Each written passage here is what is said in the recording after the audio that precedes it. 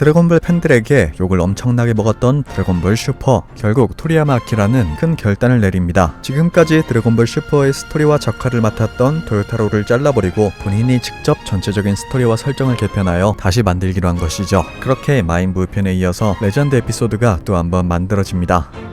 마인부를 쓰러뜨리고 지구는 진정한 평화를 되찾았습니다. 지구를 구했다고 알려진 미스터 사탄은 더 큰 부자가 되었고 오공을 찾아와 이번에 세계 평화 대상을 받았다며 상금 1억 제니를 오공에게 전달해주는데 마침 집구석에 돈이 떨어져서 노가다 나가기 직전이었던 오공은 사탄 덕분에 다시 수련에 매진할 수 있게 되죠. 그러던 어느 날 수련 가던 베지터와 마주친 오공은 그에게서 뜻밖의 얘기를 듣는데요. 사실 베지터가 베지터 행성에서 왕자로 지내던 시절 그 강한 프리저마저 찍소리도 못할 정도의 강함을 지닌 비루스라는 존재와 마주쳤고 본인의 아버지 베지터 왕이 그 비루스 앞에서 쩔쩔 매는 모습을 봤다는 겁니다. 너무 어렸을 때 기억이라 뭐하는 인물인진 모르겠지만 비루스를 부르는 호칭이 파괴신이었고 또한 행성 베지터가 파괴된 이후 더 이상 본 적이 없다고 하죠. 재수없게도 오늘 꿈자리에 비루스가 나와서 그런 김에 오공에게 얘기해줬고 혹시 나중에 문제가 생길지 모르니 조사가 필요할 것 같다 말합니다. 베지터가 이렇게 말할 정도면 보통 일은 아닐 거라 직감한 손오공. 그렇게 오공과 베지터는 점쟁이 바바를 찾아갔는데요. 말 그대로 점을 보는 사람이라 특정 인물에 대한 자세한 얘기는 듣지 못했지만 6시간 뒤에 지구에 위협을 줄 수 있는 존재가 나타날 것이란 얘기를 듣습니다. 지금의 오공과 베지터가 막아낼 수 있는 수준이 아니라고 하는데 결국 베지터가 꿨던 꿈이 개꿈은 아니었던 것이죠. 그리고 바바는 그 존재를 막아낼 수 있는 붉은 머리의 사이어인이 등장할 것이라 합니다. 그 말을 듣고 의아해하는 두 사람, 오공, 베지터, 심지어 그 자식들 중 붉은 머리는 한 명도 없죠. 심지어 포타라 합치한 베지트도 빨간 머리는 아닌데요. 결국 신용의 도움을 받아 붉은 머리의 사이어인에 대해 물어보기로 하고 오반까지 불러 셋이 드래곤볼을 모아보려 하는데 드래곤 레이더를 보니 바로 근처에 볼 7개의 반응이 생깁니다. 알고 보니 며칠 전 부르마가 이미 드래곤볼을 모두 모아놨었고 근데 하필 이날이 부르마의 생일이라 생일 파티 기념 이벤트 1위 경품으로 드래곤볼을 걸어놨는데요. 오공은 부르마에게 솔직한 사정을 말하려 하지만 베지터는 지금 둘째 계획이 있다며 부르마가 무조건 안정을 취해야 된다고 귀띔해주죠. 별 수 없었던 오공은 드래곤볼이 꼭 필요하다며 거듭 부탁해보는데 부르마는 1년간 고생해서 모은 볼을 절대 그냥 줄 수 없다며 가지고 싶으면 당장 선상 파티에 참여해 1등을 먹으라고 합니다. 1위를 하는 방법은 파티에 참여한 상대방에게 맛있는 음식을 해주거나 재밌게 해줘서 만족시키면 참 잘했어요 카드를 지급받을 수 있고 그렇게 카드를 제일 많이 모은 사람이 1등을 한다고 말하죠. 옛날에 베지터였다면 아무것도 안하고 틱틱거리기만 했을 건데 무슨 바람이 들었는지 바로 요리복으로 환복해 타코야키를 만들러 떠나버리는 모습입니다. 남겨진 오공과 오반은 부르마와 이야기하다가 오반이 아내 비델의 임신 소식을 전합니다. 그 말을 들은 부르마도 요즘 트랭크스가 심심해하는 것 같아 둘째 계획을 세워놨다는데 그렇게 서로 가족 얘기를 하다가 부르마가 오공의 부모님 얘기를 꺼냈는데요. 오공은 너무 어렸을 때라 기억은 안 나고 베지터가 말해준 것을 재구성해보면 자기도 어렸을 적 베지터와 같은 행성에서 태어났는데 하급전사란 이유로 지구에 보내졌고 지구 점령을 목적으로 보내졌지만 당시 최고의 무술가였던 손오반에게 거두어져 같이 살았다고 합니다. 그래서 친부모가 누군지 모른다고 말하죠. 한편 베지터는 본격적으로 타코야키를 만들기 시작하는데요. 베지터가 음식을 만든다는 소식에 동료들이 대거 몰려오는데 부담을 느낀 베지터는 결국 날달걀 하나 제대로 못 가며 반죽조차 만들지 못합니다. 김 빠진 동료들은 모두 돌아가버리고 베지터는 오공에게 넌 뭐 할 수 있는 거 없냐며 화내보지만 오공은 그저 베지터의 적극적인 모습이 웃기나 봅니다.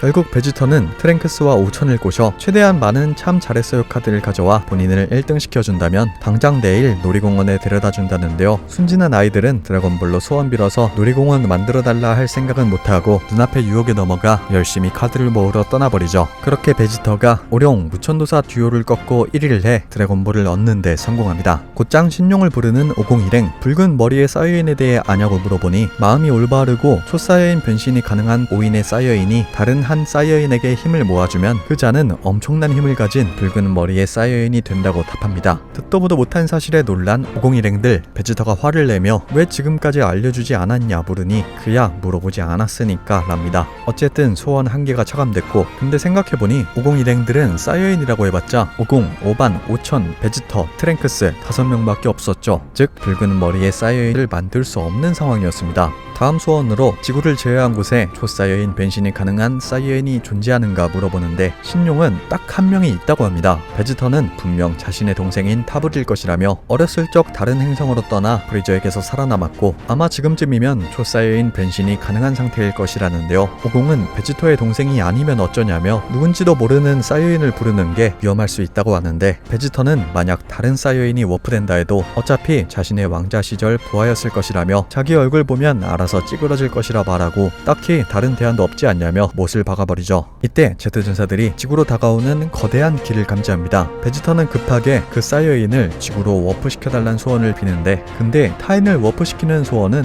해당 인물이 동의를 해야 이동이 가능하다는데요. 당연히 그 사이어인은 뜬금없는 워프 제안에 거절 메시지를 보내죠. 그러는 동안 결국 파괴신 비루스가 지구에 도착합니다. 오공은 아무것도 모르는 척 무슨 일이냐고 묻자 지구에 온 이유는 당연히 지구를 없애기 위함이라는데요. 파괴신의 직책상 천년에 한 번 어느 별을 지정해 파괴해야 된다며 너희가 태어난 이유도 알지 못하니 파괴되는 것도 이유 없이 받아들이랍니다. 이후 비루스와 눈이 마주친 베지터. 어렸을 적 공포심이 생각나 잔뜩 쫄아버리는데 눈치 빠른 비루스는 베지터 왕자 맞냐며 꼽주더니 베지터의 아버지 베지터 왕도 베지터처럼 겁이 많았다며 그의 자존심을 깎아내리기 시작하는데 하지만 공포에 질린 베지터는 찍소리도 할 수 없었습니다. 이때 갑자기 부후가 나서 비루스를 공격하기 시작하는데요. 미스터 사탄에게 위협을 줄 수 있는 존재라 생각해서인지 무지성으로 들이댄 것인데 아무리 부후라 해도 당연히 파괴신을 이길 수 없었죠. 딱밤 몇 방으로 예절 주입 완료한 뒤 바다에 버려집니다. 이때 개왕이 오공에게 귓속말을 시전합니다. 소환하려는 사이어인에게 음성 연결을 해줄 테니 알아서 설득해보라는데요. 그동안 비루스는 베지터와 오반이 어떻게든 맡아보기로 하죠. 그렇게 의문의 사이어인과 연락하게 된 손오공. 혹시 베지터의 동생 타블이냐고 물으니 놀랍게도 아니랍니다. 일단 급한 대로 지금 자신이 처한 상황과 6명의 사이어인이 필요한 이유 등 빠른 상황 설명을 한 뒤 베지터를 언급하며 회유를 시도하지만 알고 보니 이 사이어인은 베지터 왕의 통치를 좋아하지 않던 인물이었고 급기야 사이어인을 멸망시키려 했던 프리저군이 아니냐며 의심하기까지 이르고 마는데 그 사이 베지터와 오반은 나가 떨어졌고 이젠 더 이상 시간을 벌어줄 인물이 없는 상황. 이때 아무것도 모르는 부르마가 비루스의 뺨을 때리더니 자기 생일 파티를 망친 걸 용서하지 못한다고 윽박지르는데요. 열받은 비루스는 역으로 부르마의 뺨을 때려버리는데 바로 옆에서 와이프인 부르마가 맞는 장면을 목격한 베지터. 치솟는 분노를 이기지 못하고 지금까지의 베지터와 차원이 다른 엄청난 초사이어인으로 변신합니다. 오공은 이때다 싶어서 교신을 계속합니다. 프리저 얘기가 나온 김에 오공 본인이 프리저를 없앤 사실을 말해주는데요. 그 말을 들은 의문의 사이어인은 상당히 놀라는 눈치였습니다. 그러면서 오공의 이름을 물어보는데 오공의 대답은 나는 지구에서 자란 순오공 또는 카카로트다 라고 답해줍니다. 한편 베지터는 엄청난 초사이언으로 각성해 비루스를 밀어붙이나 싶었지만 역시나 안됐죠. 비루스는 이 세상 전투력이 아닌 것 같았습니다. 비루스는 다음 주자는 없는 것 같으니 볼일 다 봤다며 지구를 파괴하려는데 이때 갑자기 커다란 전투력을 가진 남자가 나타납니다. 바로 신용의 부름에 응한 의문의 사이어인이었죠. 놀라운 점은 이 사이어인의 머리 스타일이며 생김새며 오공과 너무나 닮은 모습이란 겁니다. 믿기지 않는 상황에 다들 벙찌고 마는데요. 상상도 못할 인물이 튀어나오자 다들 말문이 막혀버린 것이죠. 그런데 비루스는 이 사이어인과 구면이었는지 오랜만이라며 말을 걸어오는데 의문의 사이어인은 비루스를 쓱 보더니 살짝 이를 갈다가 이내 외면하고 초사이언으로 변한 뒤 오공에게 말없이 손을 내밉니다. 그렇게 6명의 사이어인이 모두 모였고 오공이 붉은 머리의 사이어인이 될 수 있도록 의식을 치르는데요. 비루스는 그럴 시간을 줄 것 같냐며 엄청난 크기의 파괴구를 날릴 준비를 하는데 이때 휴게실에서 자고 있던 야무치가 시끄러운 소리에 짜증을 내며 일어났고 밖으로 나가 웬 소란이냐며 비루스의 뒤통수를 후려버립니다. 비루스는 처음 보는 사람이 갑자기 여유만만한 표정으로 본인의 뒤통수를 때리자 당황했고 또한 야무치는 부르마의 전 남친이라 그런지 그녀의 옆에만 있으면 왠지 모를 센 척을 하게 되어 그 당당함이 더욱 비루스를 혼란스럽게 만들었죠. 그 틈을 타 사이어인들의 의식이 무사히 끝났고 마침내 순호공을 붉은 머리의 사이어인으로 만드는 데 성공합니다. 그 광경을 본 비루스는 야무치에게 넌 그저 함정이었냐며 그를 없애려 하지만 곧장 순호공이 가로막고 둘의 싸움이 시작됩니다. 최고의 힘을 얻은 오공은 비루스와 대등하게 싸울 정도로 강해졌습니다. 그렇게 적잖은 유에타를 날리며 꽤나 선전하고 있었는데 하지만 익숙한 변신이 아니었던 오공은 조금씩 밀리기 시작했고 결국 이전에 셀에게 사용했던 비장의 필살기를 사용하기로 하죠.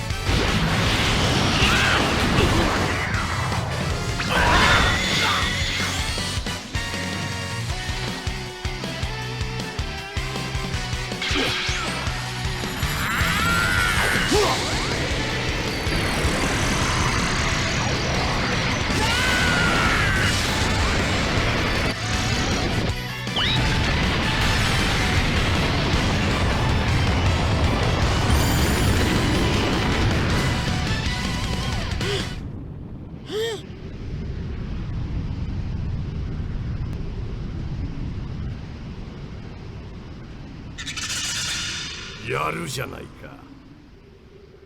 모든 에너지를 다 쓴 오공, 결국 비루스에게 패배합니다. 다른 동료들은 이미 비루스에게 쓴맛을 받기에 달려들 생각을 하지 못하는데요.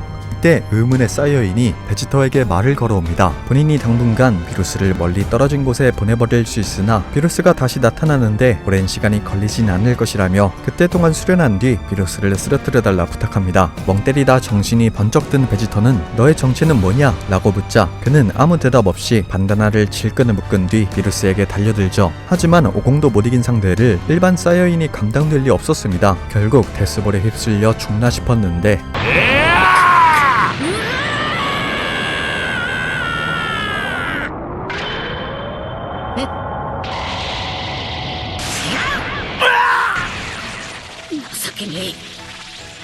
あいつらの仇を討つのは俺だ。俺が貴様を倒す。これで全てが変わる。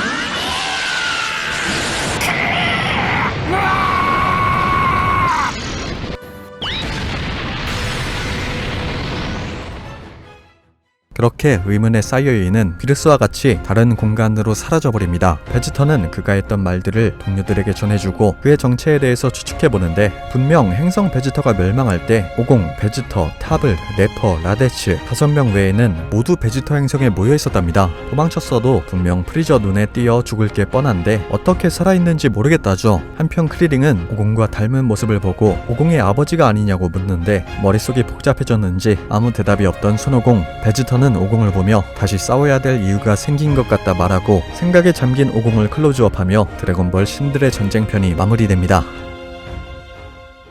의문에 쌓여인 덕분에 비루스를 몰아내는 데 성공한 오공일행. 이후 베지터도 초사이어인 레드 변신에 성공하게 됩니다. 그 이유는 먼저 변신한 손오공의 감 때문이었는데요. 손오공이 처음 레드로 변신했을 때 특별한 의식 덕분이라기보단 5명이 몰아주는 기 덕분에 힘이 충만해지는 것을 느꼈고 그 기를 폭파시키자 새로운 형태에 도달할 수 있었답니다. 즉 기를 몰아서 레드로 변신하는 방식은 그 감각을 체험해볼 수 있는 일회성이었던 것이죠. 누구의 힘을 빌리는 걸 극혐하는 베지터는 대충 설명 만 듣고 수련장으로 가버렸고 엘리트 사이어인답게 단 하루 만에 그 감을 익히는데 성공. 초사이어인 레드로 변신하게 됩니다. 이후 501행은 의문의 사이어인에 대한 해답을 찾기 위해 또 한 번 드래곤볼을 쓰기로 합니다. 지구의 드래곤볼은 이미 사용해서 1년을 기다려야 되기 때문에 부르마에게 부탁해 수련이 가능한 우주선을 만들고 50, 베지터 둘이 신 나메크 성으로 향하게 되죠. 거리가 상당히 멀기 때문에 가는 데만 일주일이 걸렸는데 그동안 50과 베지터는 수련하면서 새로운 변신인 초사이어인 블루를 연마합니다. 사실 붉은 머리에 쌓여있는 단계에서 초사이언으로 변신하면 블루가 되는 아주 간단한 방법이었는데요. 50은 진작 이 사실을 알았다면 비루스를 이겼을 수도 있을 것이라 말하죠.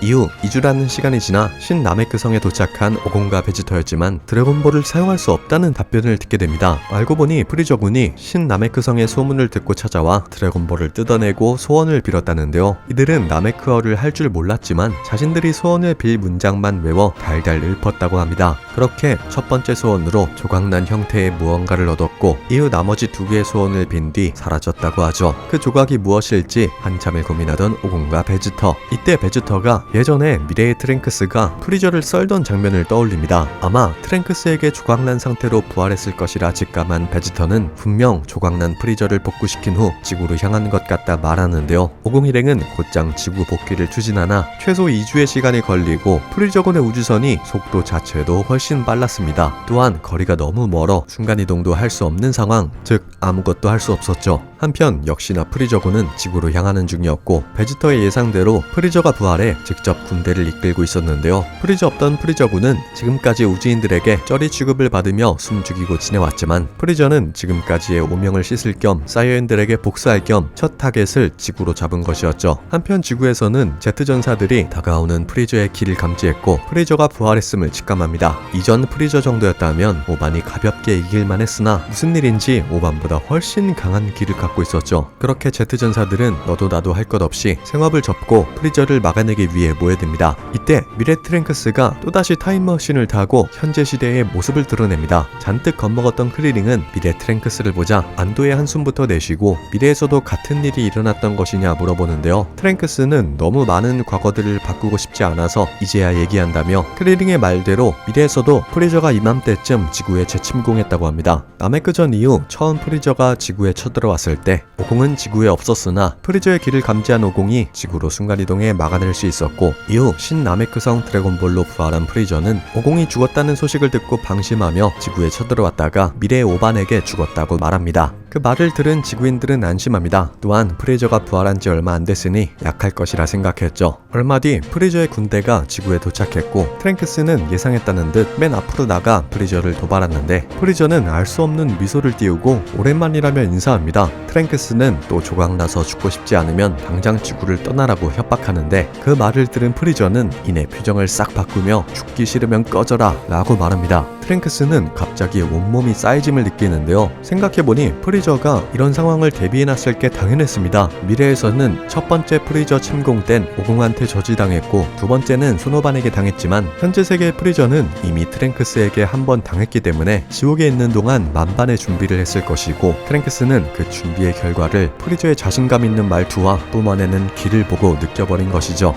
그래도 트랭크스는 싸우기로 결심합니다. 본인도 적지 않은 수련을 했으니 최소한 호각으로 싸울 수 있지 않겠나 생각한 것인데, 하지만 그 예상은 보란듯이 빗나가고 맙니다. 사실 둘의 전투력 격차는 엄청났고 결국 트랭크스는 프리저의 데스빔에 쓰러지고 말죠. 사실 죽은 몸으로의 수련은 살아있을 때보다 훨씬 효율이 좋은데요. 마인부 편 때의 오공을 생각해보면 되는데, 죽었을 때 기력이 무제한인 걸 알아낸 오공은 하루종일 수련만 했고 딱히 쉬는 시간도 필요 없이 미친듯이 수행해 혼자서 초사연 3에 도달한 적이 있었습니다. 즉 프리저는 오공보다 죽어있던 시간도 훨씬 길었으니 이전과는 비교도 안 되게 강해졌다는 말이 되겠죠. 이후 프리저는 군대에 사기를 올리기 위해 전군에 총공격 명령을 내립니다. 벌떼처럼 달려드는 프리저의 군대였지만 프리저와 달리 프리저군은 변한 게 없었기 때문에 무천도사, 크리링, 천진반, 삼박이 라인에게도 털릴 정도였는데요. 그나마 이들보다 강했던 프리저군의 간부는 소노반에게 간단히 정리당합니다. 그제서야 프리저는 나메크성에서 봤던 꼬마가 소노반임을 깨달았고 소노반을 잔인하게 없애야 소노공의 표정이 불만 날 거라며 직접 싸우러 내려옵니다. 잠재 능력 개방 이후 큰 진전이 없었던 소노반은 고작 1차 형태 프리저에게도 밀리는 수준이 되어버렸고 모든 걸 걸고 싸워봤지만 농락만 당하다가 결국 패배, 죽기 직전까지 이르고 말죠.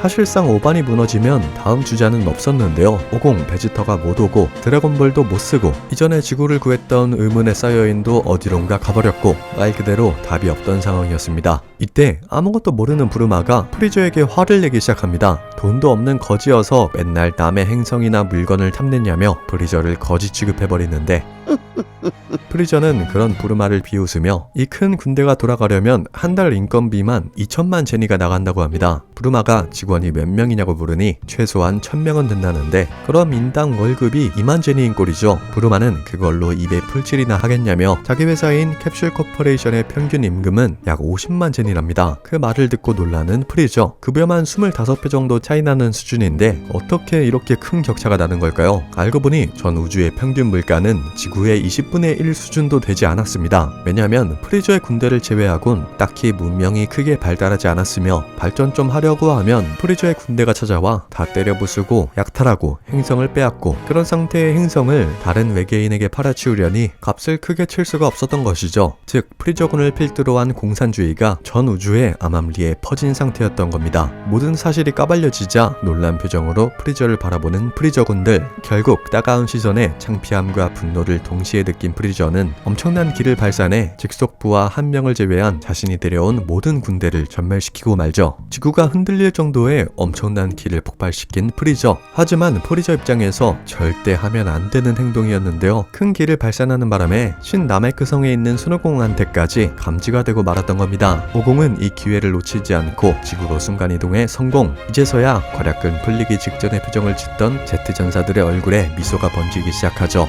살짝 당황한 당황한 듯한 프리저였지만 이내 다시 여유있는 척 미소를 지어봅니다. 오공은 목숨만은 살려줄 테니 당장 지구를 떠나라고 회유하지만 베지터는 언제까지 약해 빠진 소리만 할 거냐며 지구가 걸린 문제니 빨리 처리하자고 재촉하죠. 그렇게 오공과 베지터가 초사이어인 블루 변신을 선보이는데요.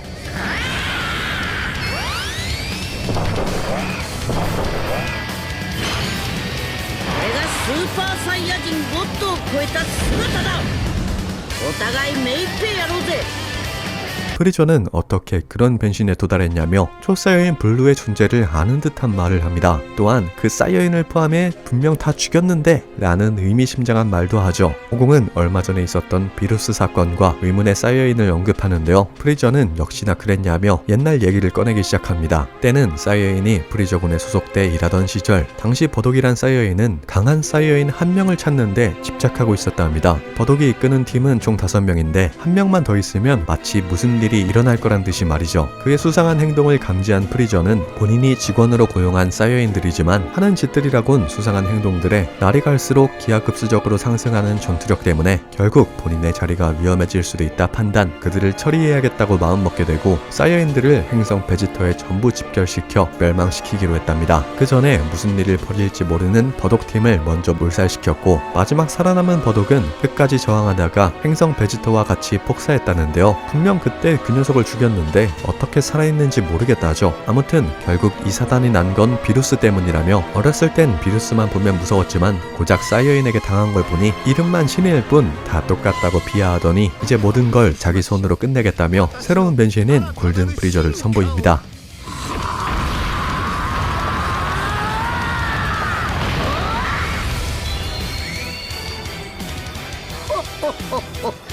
わかりやすく金色にしてみましたが肝心すぎましたかね。安っぽいネーミングですがゴールデンフリーザとでも言いましょうか。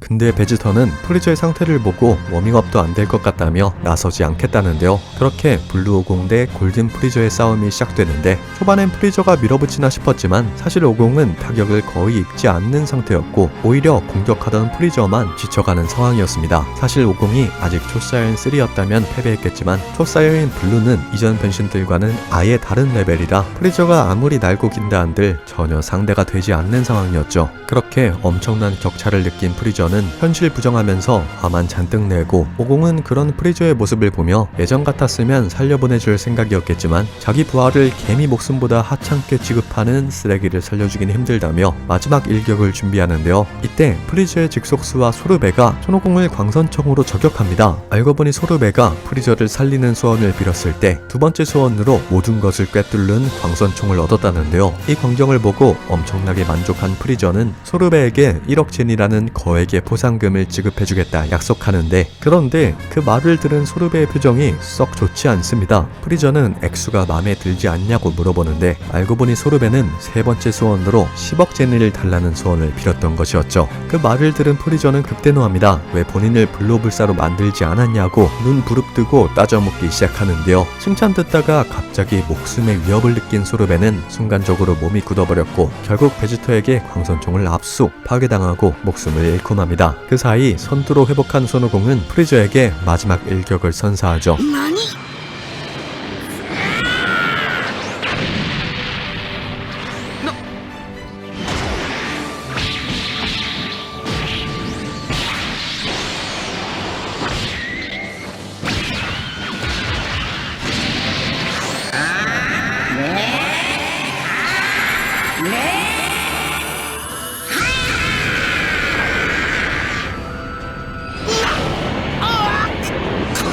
こんな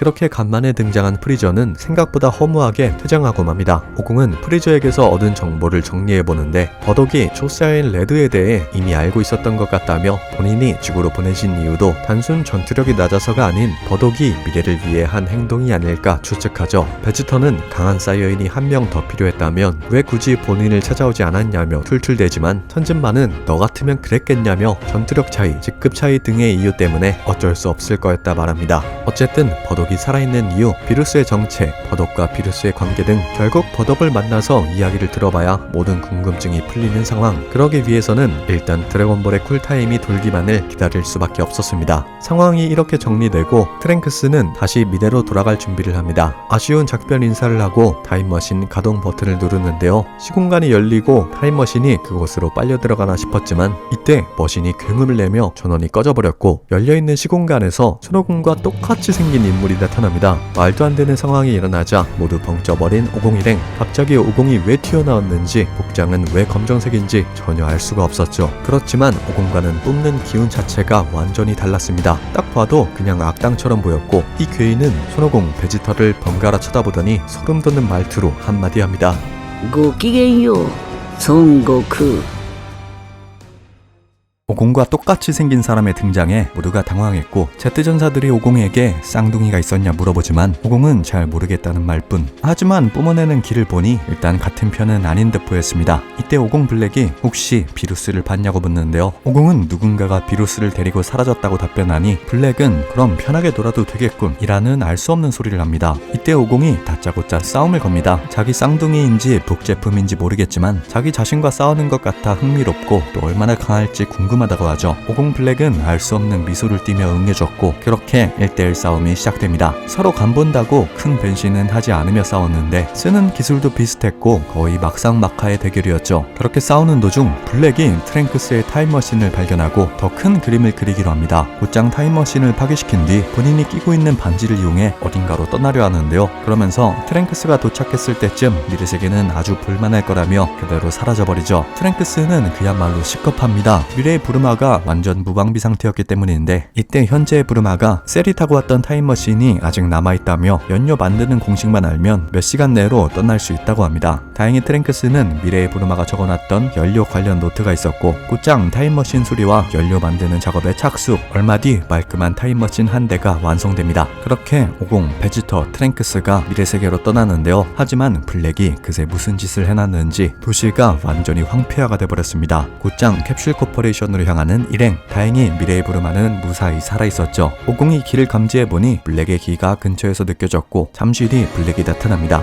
블랙은 실실 웃으며 부르마는 트랭크스 눈앞에서 죽여야 제맛일 것 같다며 일부러 죽이지 않았답니다. 그러면서 여기 인원 중 자신과 같이 이 지구를 황폐화시키며 놀 사람이 있냐고 묻는데 오공은 왜 그런 짓을 하냐고 되묻지만 블랙은 그냥 재밌으니까 라는 다소 어처구니 없는 답을 하죠. 계속해서 블랙의 정체에 대해 묻는 오공. 블랙은 원래 이게 너의 모습이다 라며 이해할 수 없는 말을 하더니 자기 행동에 열받아 하는 걸로 보아 같은 편이 될 수 없을 것 같으니 죽이겠다면서 초사이어인 로제라는 오공의 블루와 비슷하지만 색이 다른 변신을 합니다. 그 모습을 본 베지터는 카카로트를 자기 손으로 죽여볼 수 있는 절호의 기회라며 먼저 싸우러 나가버리는데요. 둘이 같이 싸웠으면 쉽게 이겼겠지만 제트 때부터 이어진 사이어인 자존심 어쩌고 때문에 1대1을 고집한 것이죠. 그런데 블랙이 생각보다 약했습니다. 아무것도 못하고 맞기만 하다가 결국 머리끄댕이를 잡히고 마는데 하지만 이 모든 것은 페이크였죠. 방심한 베지터에게 환영검을 꽂아버리고 결국 베지터는 한 방에 나가 떨어지고 맙니다. 당황한 손오공이 곧장 출격하는데요. 이후 대치하는 도중 드디어 블랙이 자신의 정체를 밝히죠. 오공 블랙은 평행세계의 손오공이었습니다. 바로 버독이 프리저와의 싸움에서 승리한 평행세계였는데요. 평행세계의 버독은 프리저와 그 군대를 소탕하는데 성공, 베지터 행성을 지켜냈고 베지터 왕을 이은 2대 왕이 되죠. 지구로 보내졌던 오공은 다시 복귀하게 됐고 자연스럽게 왕자가 됐는데요. 하지만 왕자답지 않게 폭력적이고 거만했던 오공 블랙이었고 조금이라도 마음에 들지 않으면 누군가를 팼고 심지어 서슴지 않고 죽였다고 합니다. 아마 베지터 행성 인구의 절반을 본인이 죽였다 말할 정도로 잔혹한 놈이었죠. 그렇게 30년을 넘게 지냈고 매번 아버지 버독에게 잔소리를 듣다가 나중엔 물리력 행사까지 받은 오공 블랙. 블랙은 버독을 죽이고 싶었지만 압도적인 전투력 차이 때문에 엄두를 내지 못했습니다.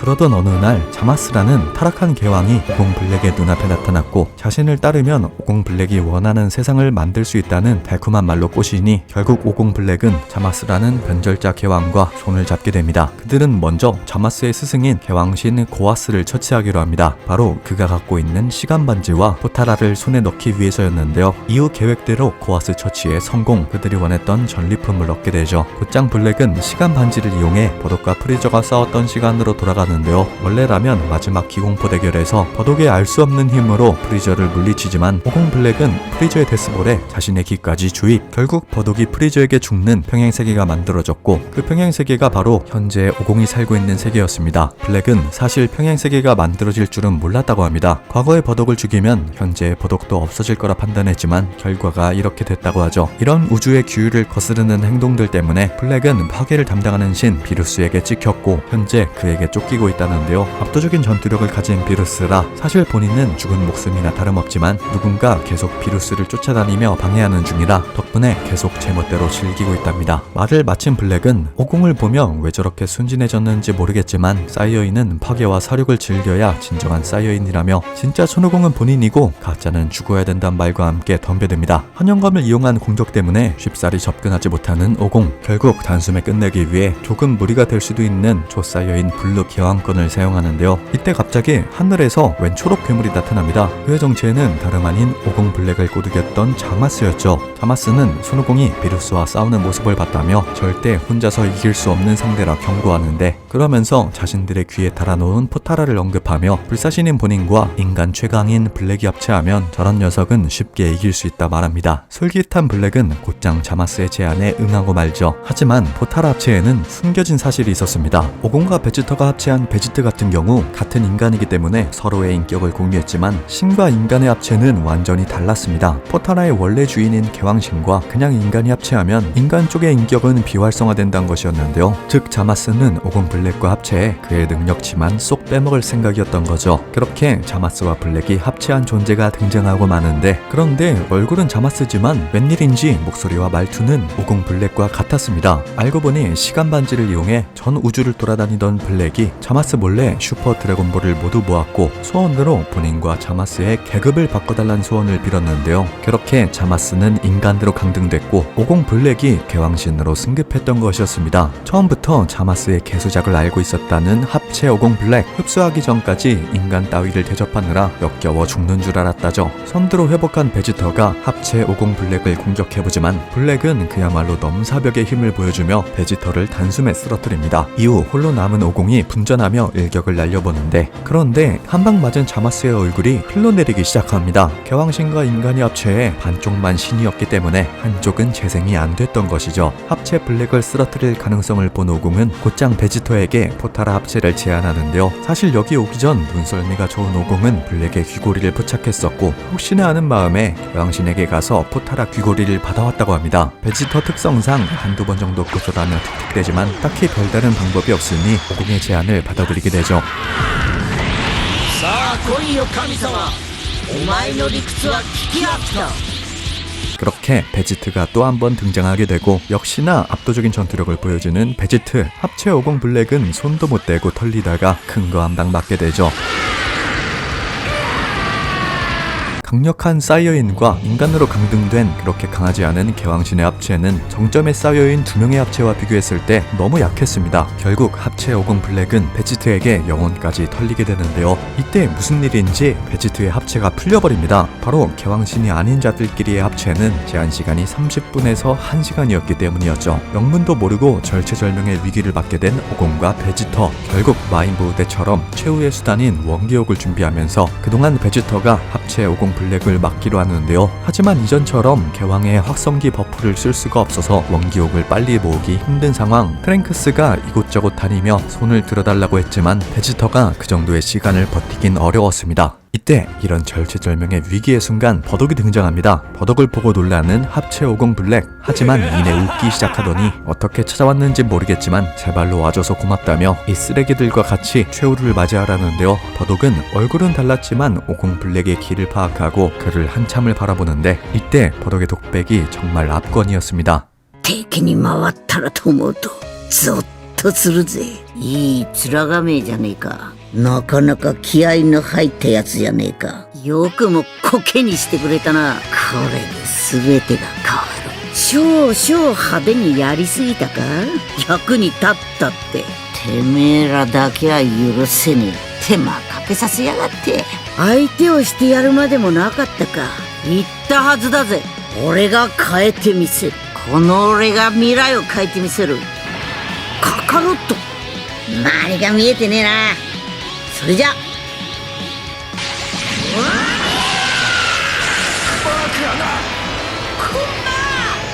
오공이 모으던 원기옥을 빼앗아 블랙에게 날려버리는 버독, 그리고 버독 본인도 최후를 막기 위해 원기옥에 몸을 실어버리는데요. 하지만 원기옥은 악인에게만 효과가 있는 기술이죠. 데미지는 100% 오공 블랙에게만 들어갔고 결국 블랙은 이 세상에서 소멸, 버독은 멀쩡히 살아남게 됩니다.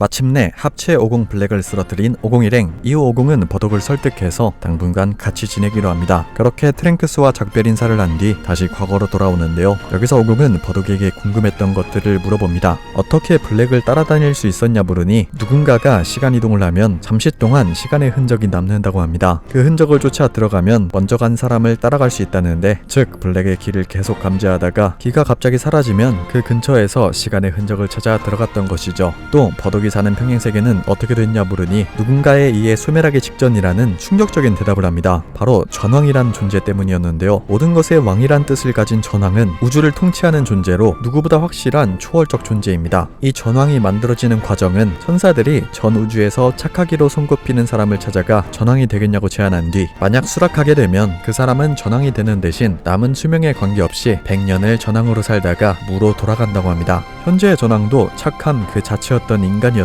그는 전 우주의 취약계층을 도와주는 자선사업가였는데요. 어느 날 천사들이 찾아와 그에게 공석이었던 전왕 자리를 제안했고 그는 더욱 나은 세상을 꿈꾸며 그 제안에 응했다고 하죠. 하지만 전지전능한 힘을 손에 넣으니 그는 점점 바뀌어갔습니다. 매일 별다른 사건 없이 평화가 유지되니 따분했던 그는 행성 대 행성끼리 토너먼트를 시켜 지는 쪽의 행성을 파괴시키기도 하고 범죄율이 높은 행성 같은 경우 그냥 존재할 필요가 없다며 파괴신들을 시켜 삭제해버리고 버독세계의 개왕이 말하길 요즘 들리는 소문으로 전왕이 평행세계, 미래세계 등 관리할 구역이 너무 많다며 오공의 세계보다 상대적으로 떨어지는 버독의 세계를 삭제할 계획이라는데요. 버독은 오공에게 무슨 수를 써서라도 전왕을 쓰러뜨리고 우주에 평화를 가져와달라 부탁합니다. 하지만 버독은 비루스를 방해한 이력 때문에 같이 갈 수는 없다는데요. 비루스를 방해했다는 것은 전왕을 방해했다는 말과 같기 때문에 아마 지금쯤이면 전왕이 버독의 존재를 눈치채고 눈 마주치면 죽일 거라 전왕과의 싸움에 직접 나설 수는 없다고 하죠. 버독의 말을 듣고 한참을 고민하던 오공. 이때 갑자기 개왕이 텔레파시를 보내오는데요. 그가 말하길 애초에 전왕은 싸울 수 있는 존재가 아니랍니다. 체스판 위에 말 다루듯 전 세계를 꿰뚫어보고 있기 때문에 오공이 전왕 앞에서 조금이라도 수상한 행동을 한다면 싸움이고 뭐고 그의 손짓 한 번에 우주의 먼지가 될 수도 있다 말하죠. 그럼에도 오공은 전 우주의 평화를 위해 전왕과 싸우려는 의지를 드러내지만 크리링을 비롯한 오공의 동료들은 너는 몇 번이고 지구를 지켜냈지만 지금 네가 하려는 행동은 지구를 비롯한 전 우주를 파괴하려는 짓이다 라며 그냥 이제부터 운명에 맡기고 조용히 살자며 오공을 설득합니다. 그 말을 들은 오공은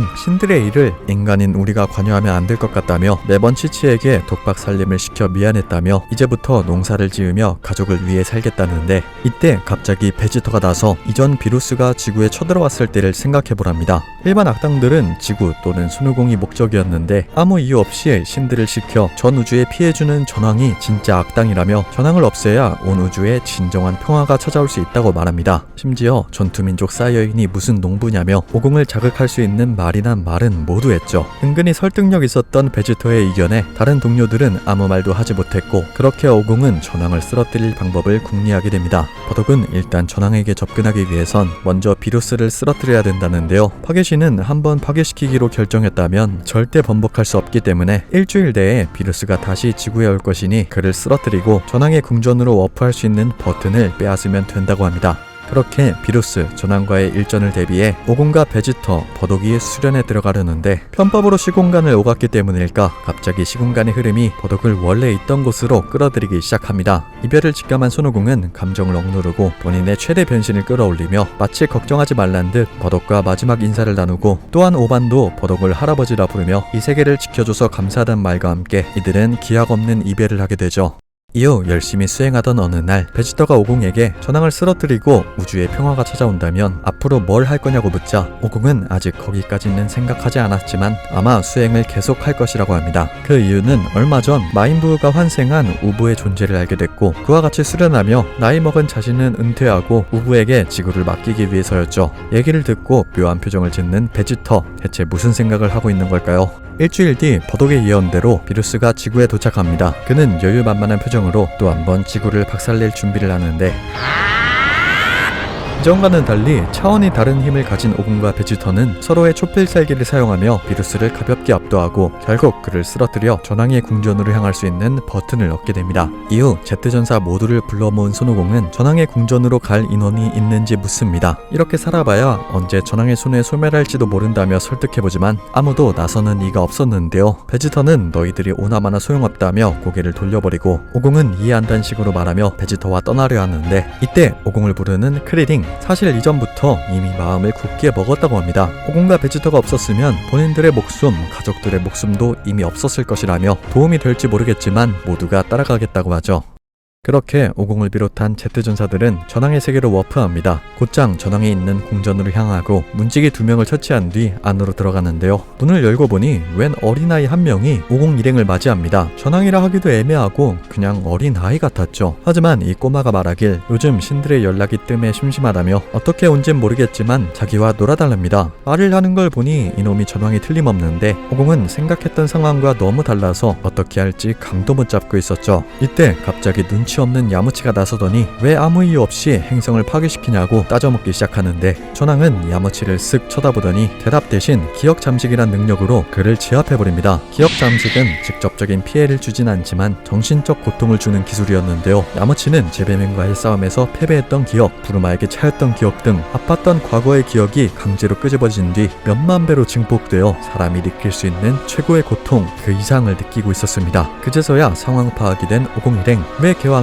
오공을 그렇게 뜯어말렸는지 이제서야 깨닫게 됐죠. 오공을 제외한 동료들은 패닉에 빠져버리고 특히 베지터는 눈물을 보일 정도로 공포에 떨고 있었는데 손오공은 침착하게 처음 왔을 때 전황이 놀아달라 했던 말을 기억합니다. 오공은 전황에게 묵찌빠 게임을 알려주겠다며 게임의 룰을 알려주는 척 전황에게 접근하는데요. 그 말에 흥미를 보이는 전황, 그렇게 묵찌빠를 하다가 오공이 갑자기 전황의 손을 탁 잡더니 순간적으로 자신의 최대 힘을 끌어올리면서 전황의 안면에 진심 펀치를 장렬시킵니다. 무방비 상태의 전황은 블루 개왕권의 펀치를 버틸 재간이 없었고 그대로 바닥에 뻗어 최후를 맞이하게 되죠. 그렇게 오공이 전 우주의 평화를 찾았나 싶었는데 하지만 베지터가 옆에서 사시나무 떨듯 와들와들 떨고 있습니다. 오공이 무슨 일이냐고 물었지만 아무런 대꾸도 하지 않는 베지터. 오공은 드디어 우주의 평화가 찾아왔다며 베지터를 안심시키지만 베지터는 눈물을 뚝뚝 흘리며 고개를 들지 못하는데요.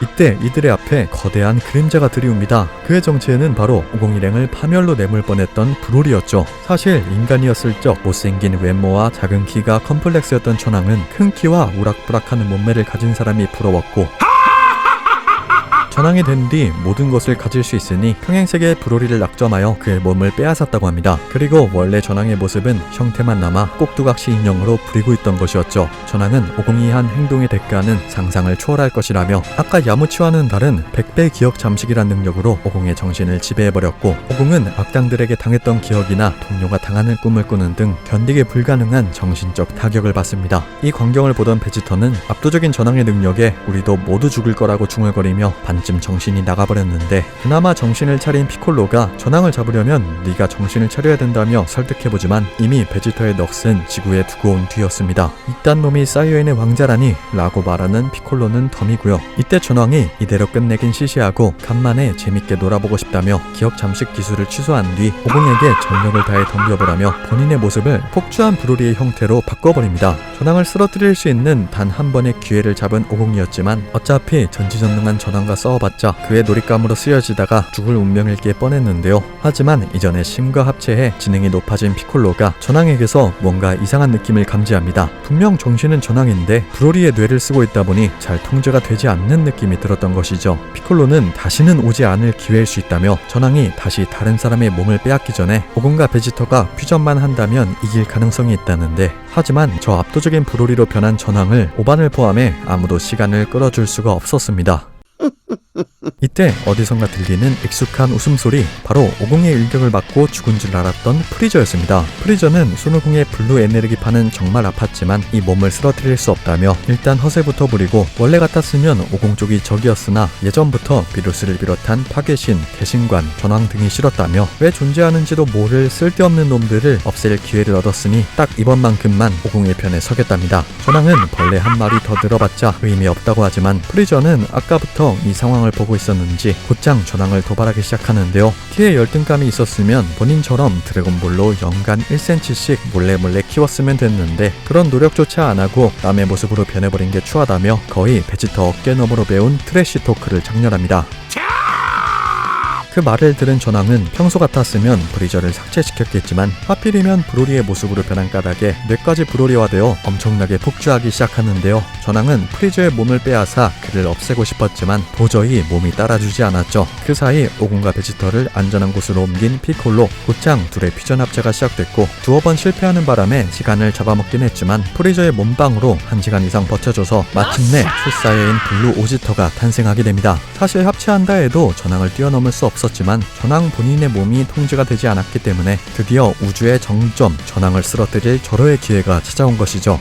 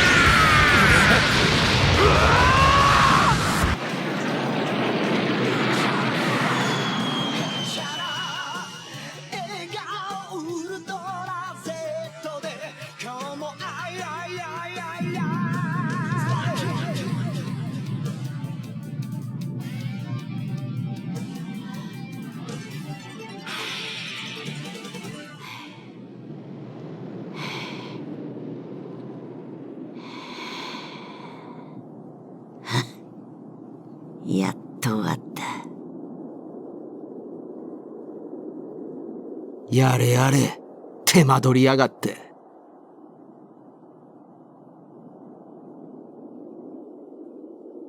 ち、嬉しそうな顔しやがって、ほんとムカつく野郎だ。ふん。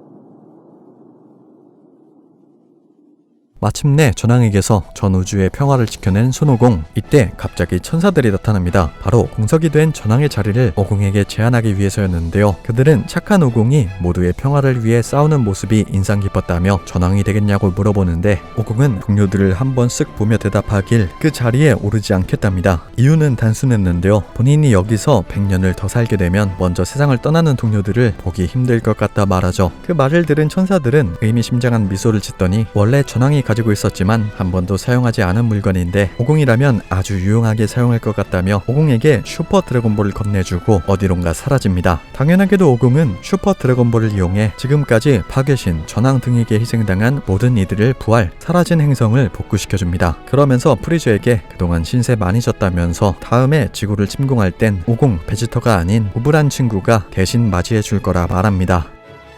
그렇게 프리저를 보내고 얼마 뒤 열린 천하제일무술대회에서 정말로 부우가 환생한 우브란 친구와 예선에서 만나게 된 손오공. 우부와의 전투에서 그의 잠재력에 감명받은 오공은 아직 스승이 없는 우부를 제자로 삼아주겠다며 그를 등에 태워 우부의 집으로 날아가면서 드래곤볼 슈퍼 리메이크 1기가 마무리됩니다. 재밌게 보셨다면 구독!